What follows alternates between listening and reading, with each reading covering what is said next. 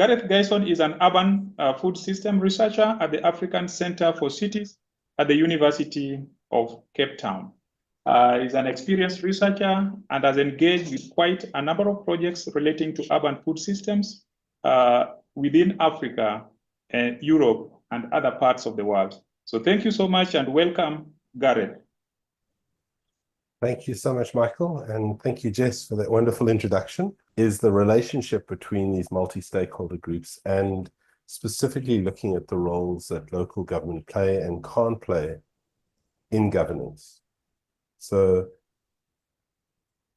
I just really, for me to understand governance and through the time that I've worked in these spaces, I'm particularly interested in, and I would ask this question to all in the room, when we speak about trying to understand food systems governance, what is the first thing that you think is most important? Is it the informal economy? Is it about growing enough food? Is it, where does our bias sit in this space? From a policy perspective, I would argue that we face quite an interesting challenge in that the way in which the food system and earlier food security have been framed results in a production bias, a dominance of thinking that if we are going to engage in food security and managing food systems at a territorial, at a city scale, we lock into this idea that we need to grow more food. And the way in which I like to build this, kind of defend my position on this, is that we had a number of events at which our understanding of ensuring a more just food system was attained, and those events defined how certain aspects were framed and how we approach certain things. So the World Food Conference, after a number of famines, focused on production. Amartya Sen kind of proposed this idea of entitlements, and that removed it from a sort of national balance sheet to the household and the individual level. Building on that, the UNFAO then framed food security with the 4 dimensions, which most of you would know. I won't go into that. But what this production and accessibility bias has created is this hierarchy of needs. So we think that the most important part of this work is availability. And if we increase availability, we'll increase access. And if we increase access, we'll have better utilization and stability. And what this has resulted in is a sort of pyramid effect of how food security and food system issues are governed. And this gives most of the power to national government. Some county and regional governments have slightly similar powers, but just become the implementers of national government. But often we find that cities have very little mandate and they have very little power with which to act. And when they have no mandate, often they have no fiscal allocation or financing and budgets with which to operate.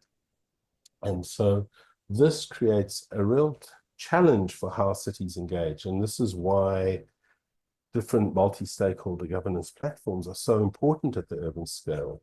But for me, understanding this sort of historical trajectory is important when we arrive at the new definition of food security that is still in the mix, but was proposed by a high-level panel of experts, which adds access and sustainability to this. But one of the parts of this was to say we have to avoid this hierarchy.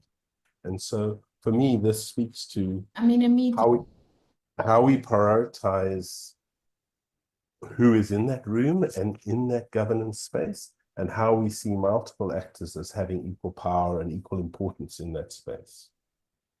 And so what we have seen in the past is, because of SEN and the focus on households, when we do focus on the urban food system, we often focus at the individual and the household level. And as African and other southern cities grow rapidly, we need to be able to see the food system as not just food, but food within the wider system, and really start to understand how the food system and the urban system connect. And for me, this provides a fascinating governance challenge of trying to make these connections. So how does spatial planning work? How does urban health work?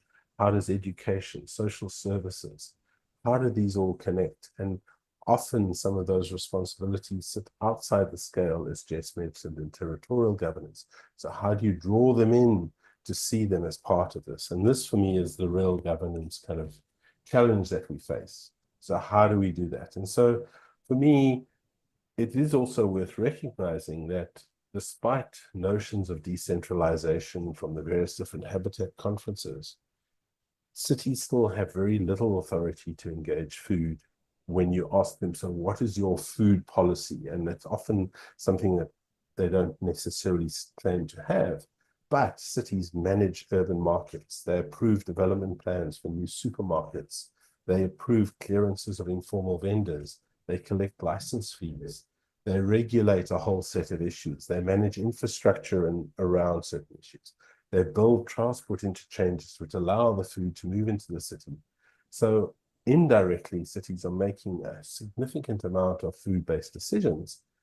And those are not necessarily aligned, as Jess mentioned. And how do we start to align those from a government point of view? And who assists in that alignment? In African cities, because of the nature of our development trajectory, we have multiple kind of planning and governance authorities. So often we imagine sort of governance as formal kind of governance. We have planning, servicing, construction, and occupancy. But as many of you know, in African and southern cities, often we occupy first, build our wasika or our tuck shop or our stall, and then try to kind of lobby for servicing, and then try to come into planning. So in a governance perspective, we have this interesting tension between legal, illegal, etc. And then in many cities in Africa and elsewhere, and there's some members of traditional authorities in the room, we have traditional authorities who control the land, who control access to land, and are active in these decision-making processes. So I just want to speak to Cape Town very briefly, because Cape Town is an interesting process, whereas this is a city-led process, where it's actually driven the food policy, but it started with research and understanding the system. It resulted in kind of policies that were then folded into their strategic policies. It was made possible through our networks with C40, ICLEI, the Milan Urban Food Policy Pact, but even partnerships with the Toronto Food Policy Council and Food Policy Pact. And these have all been developed through a set of relationships that have been building for over 20 years. So this is work that is around actively building processes and building local networks that are important without claiming anything until 2019 when the policy emerged. Similar to the case in Brazil, South Africa and Brazil had this right to food, which added to the imperative, but didn't necessarily always assist. So there are other wonderful components, and I'd ask you to look at some of the reading around the work that's happening in Tanaribo, in Arusha. Stellenbosch was an interesting process that started, but the civil society groups withdrew, it closed. They've then reinitiated with some wonderful work by some colleagues in the room as well, and that is starting. Lusaka, as was mentioned by Jess, in Fort Portal elsewhere. And for me, it's about really trying to see how the urban system and the food system connect, and the multiple voices that bring that together. So the interesting thing around some of these, they've been led politically, and the entry points have been political. Others, they've been failures and reinitiated. Often they've been facilitator driven, and this is built from that process. But how do you build political buy-in, and how does it work? So I like to frame these processes in this way of trying to understand the authorizing environment, which is effectively the state or government, and seeing society as the activating environment, the environment that pushes the state to act, to encourages them to act in interesting ways. And the reason I say this is often in many countries, it's very difficult for community groups to speak directly to government. Local government, but other spheres of government that are further away are really quite different. And for me, the space of governance collaboration is the way in which we facilitate these connections. And food policy councils can enable those food governance groups, networks, food boards, whatever they are, they enable those connections between this idea of the authorizing and activating environment. But these require mediation, facilitation, careful curation, etc. We have sites of power in the activating environment and sites of politics in the authorizing environment. When we don't have this, we often have the opportunity for capture, misdirection, corruption that pulls things in the wrong direction.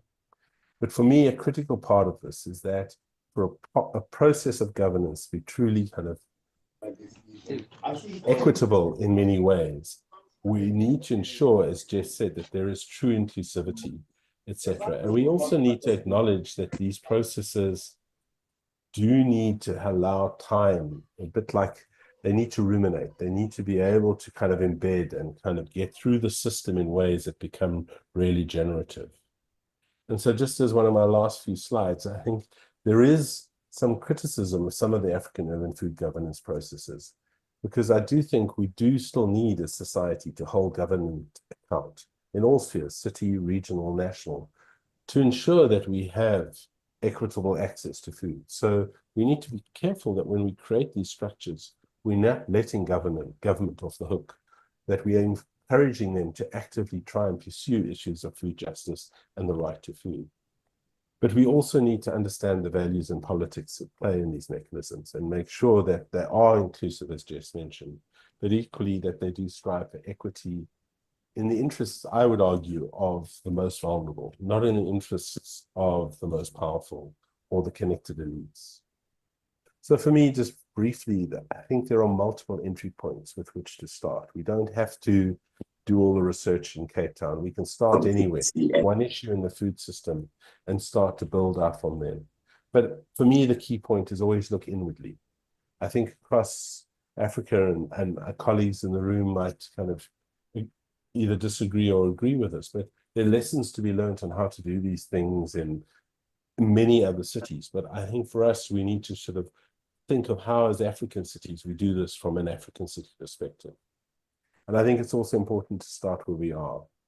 There's a huge amount of food systems knowledge by the multiple actors of the food system, and understanding the connections to the urban system, and how do we build from that.